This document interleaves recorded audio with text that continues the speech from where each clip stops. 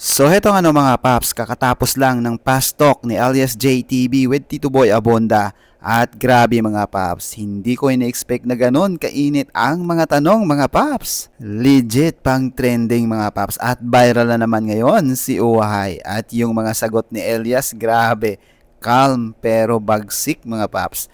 Ngayon heads up lang mga paps hindi natin pwede i-upload yung full video kasi bawal yun at may copyright ng past talk mga paps. Pero mga paps, don't worry kasi clips lang ang ipapakita natin today at ito yung sa past talk nila at gagawa natin ng honest reaction mga paps. Kung gusto nyo mapanood yung buong interview mga paps, nandun sa channel mismo ng past talk o hindi kaya sa channel ni Tito Boy Abonda sa YouTube mga paps. Pero mga paps, promise, worth it mapanood. May mga tanong na hindi natin inaakala na sasagutin ni Elias ng diretsahan. Grabe.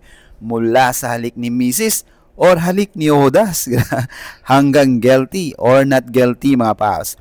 Plus nalaman natin mga paps kung sino yung gusto niyang maging leading lady at kung sino pang gusto niyang makakulab. Imagine mo paps, Bamboo and Rico Blanco, grabe no? So tara na, simulan na natin. Ito yung clips na tinutukoy ko mga paps. Disclaimer lang, this clips is owned by Past Talk and Tito Boy Abonda mga paps. Let's do the fast talk. Yes, Tito Boy, let's go.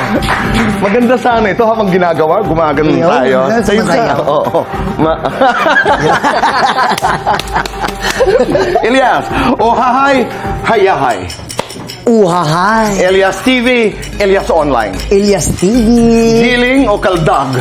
Kaldag, Tito Boy. Guwapo o romantiko? Romantiko. Batinik, masarap. Masarap. Malambot, matigas. Matigas. Budot, reggae. Reggae. Halik ni Mrs., halik ni Judas. Halik ni Mrs. O ayan mga paps, alam nyo na kung ano ang paborito ni Elias JTB at kung sino ang Judas ay wala talaga yun mapala mga paps no. So nakay Mrs. pa rin talaga siya. Ayan lang mga paps. Syudad, probinsya. Probinsya. Mauwi o chill? Chill. Elias noon, Elias ngayon. Elias noon. Singer na pangarap makakolab. Bamboo. Artista ang gusto maging leading lady. Barbie. Okay. Forteza. Forteza, Barbie Forteza. Pangarap mong concert venue. Araneta. Guilty or not guilty? Nag-perform ng lasing. Hindi lasing. Nag-perform ng lasing. Hindi lasing. Guilty or not guilty? Under kay partner. Not guilty.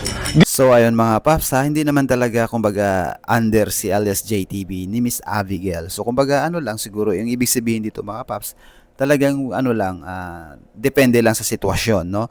So give and take lang mga paps as mag-partner. So ayun lang. Guilty or not guilty? In-stalk ng isang fan.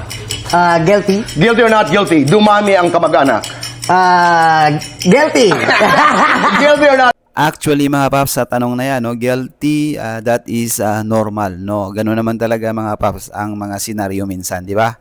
Alam nyo na yan. Guilty. Yumabang na ngayon. Not guilty. Saan ka magaling? Sa happiness. Like, Saan ka hindi magaling? sa ano? Hindi ako magaling sa...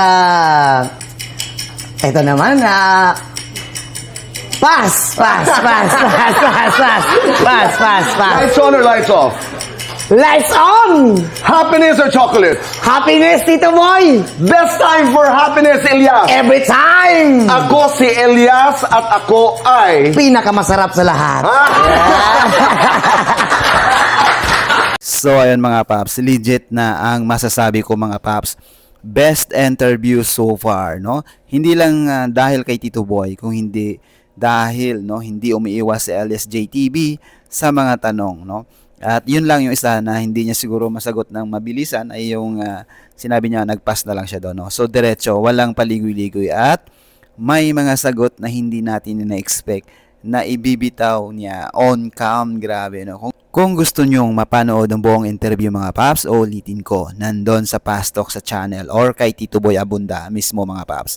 Panoorin nyo after nito. Saludo kay Tito Boy Abonda sa mga tanong at saludo kay Elias JTB sa pagharap. Wala kang itatapon paps, grabe no. Hanggang sa mga tanong na borderline pang pamilya mga paps, grabe. Let me know mga paps sa comment section, anong tanong or sagot ang pinaka tumatak sa inyo. Ako paps honestly, yung halik ni Mrs.